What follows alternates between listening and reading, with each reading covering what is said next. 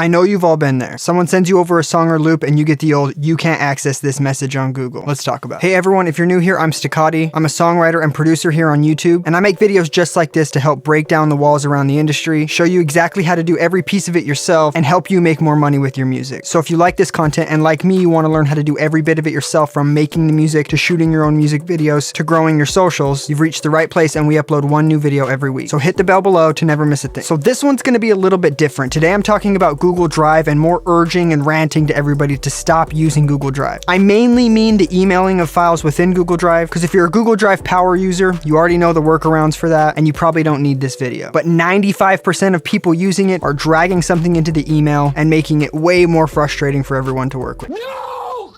It's so difficult, especially if you're logged into multiple emails on your computer, or if the person sends it wrong, or if they send it to one person but then copy the link and send it to you and don't give you access. So just default out of the box, it's harder to work with. Every producer and engineer I know talks about how it's super frustrating to use, and with so many better options out there like Google Drive, pCloud, iCloud, even if you have to send big files like in file mail or mega upload, honestly they're all easier to work with, especially when you're on the receiving end. It just ends up taking more time and causing more frustration, and so even though it seems the easiest to just drag something into an email, unless you do it all right, it can be pretty difficult and annoying. The benefits of something like Dropbox or iCloud or pCloud is that if you work consistently with the same few people, you can just have a folder that syncs automatically anything you put in there between everybody working on the project. So that makes things light years ahead of working with Google Drive email. Again, Google Power Drive users already know the workarounds for this. I'm just talking about direct out-of-the-box experience and what most new people going into any of these services are going to be able to do. Because realistically, most people on Google just drag something into the email and hit send. Now, when I've had this conversation with bigger producers or artists, they're worried about putting things on the cloud because they don't want things leaky. But some people just care about having cybersecurity hygiene altogether. So it's easy to use something like Cryptomator that's free, that can end-to-end encrypt your cloud storage. I'm not sponsored by them or anything. It's just super easy to use and adds a whole extra layer of passphrase security, so it's not easy for someone to just grab your files. Or you could also use something like Kika to encrypt and add a passphrase to any of the files before you send them. And you can also encrypt your hard drive on your computer or your external hard drives, so whether someone's at your computer or trying to hack into your files, they aren't going to be able to get into it, especially if you have a strong passphrase. Now, I'm not going to make a whole video on cybersecurity here. I'm not the most qualified for that, and I can link some people down below that are much better channels to follow if you want to learn more about that. But I assume if you already like cybersecurity, you're probably not using Google Drive anyway, because it's